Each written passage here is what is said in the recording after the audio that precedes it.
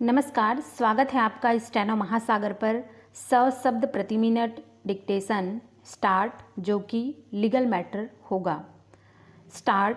माननीय न्यायाधीश महोदय, विवाह के पश्चात प्रार्थिया स्वास्थ्यिक औद्योगिक क्षेत्र में कार्य करती रही एवं विवाह के पूर्व भी वह जीवन बीमा निगम में स्वेच्छा से कार्य करती रही है, अर्थात प्रार्थिया शुरू से ही स्वच्छंद महिला रही है तथा शादी के बाद भी कार्य करती रही है और बाहर आती जाती रही है। ऐसी स्थिति में यदि उसे दहेज के लिए प्रताड़ना दी जाती तो उसे विवाह के तत्काल पश्चात इसी शहर में दहेज प्रताड़ना की रिपोर्ट लिखानी थी। प्रार्थिया द्वारा दिनांक 4/12/2003 को लिखित रिपोर्ट दर्ज कराई गई थी, जिसे रिपोर्ट दिनांक 25/10/2004 को किया गया, जिसे नारायणपुर में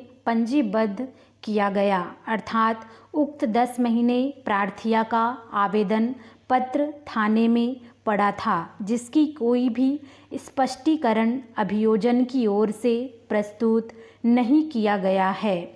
प्रकरण में रिपोर्ट लिखने वाले अधिकारी का धारा 161 का कथन तो लिखा गया है, परंतु उसे न्यायालय में साक्ष्य हेतु नहीं बुलवाया गया है। इसके अलावा पत्र को जब्ती किए जाने वाले पुलिस अधिकारी को भी न्यायालय में परीक्षण एवं प्रतिपरीक्षण हेतु नहीं बुलवाया गया है। अभियोजन द्वारा किसी भी स्वतंत्र साक्षी का कथन नहीं कराया गया है। अपीलार्थीगण सुभाष नगर दुर्ग में निवास करते हैं, जहां महिला थाना प्रभारी दुर्ग को प्रार्थिया द्वारा लिखित शिकायत को नारायणपुर थाने द्वारा भेजा गया था, जहां महिला थाना दुर्ग द्वारा अपीलार्थीगण को गिरफ्तार कर अभियोग पत्र प्रस्तुत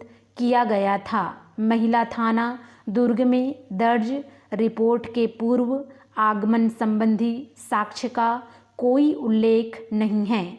ऐसी स्थिति में नारायणपुर में दर्ज रिपोर्ट अप्रमाणित है।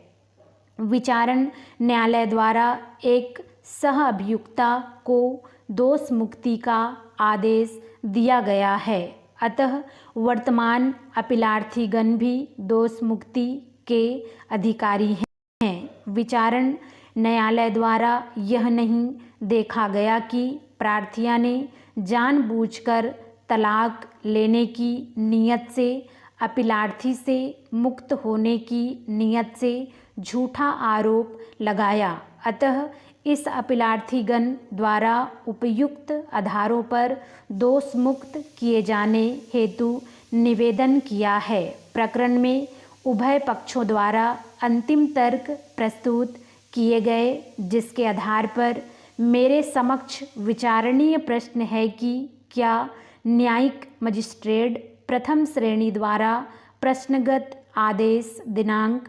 16/9/2013 तथ्य एवं विधि के विपरीत जाकर पारित किया गया है? क्या उक्त प्रश्नांकित आदेश अपास्त किए जाने योग्य हैं? प्रार्थिया गिरिजा देवांगन ने दिनांक 4/12/2003 को थाना नारायणपुर जिला बस्तर में अपीलार्थीगण के विरुद्ध लिखित में शिकायत दर्ज कराई, जिसके अनुसार उसकी शादी दिनांक 7/5/2003 को हुई थी। शादी के बाद से ही उसके ससुराल वालों द्वारा मायके से 4 लाख रुपये लाने के लिए प्रताड़ित करने लगे थे। नगद पैसा न होने की वजह से 10 एकड़ जमीन बेचकर उपरोक्त राशि लाने के लिए उसे मारपीट करने लगे थे। उसके सास ससुर द्वारा यह कहा जाता था कि तुम कमाकर लाओ तभी तुम्हें खाना दिया जाएगा। उसे उसकी इच्छा के विरुद्ध कार्य करने के लिए भेजा जाता था। कई बार उसे जान से मारने की कोशिश की गई एवं सफल न होने पर प्रताड़ित कर आत्महत्या करने हेतु उसे जबरदस्ती मारपीट कर ससुराल पक्ष द्वारा लिखवाया गया। स्टॉप।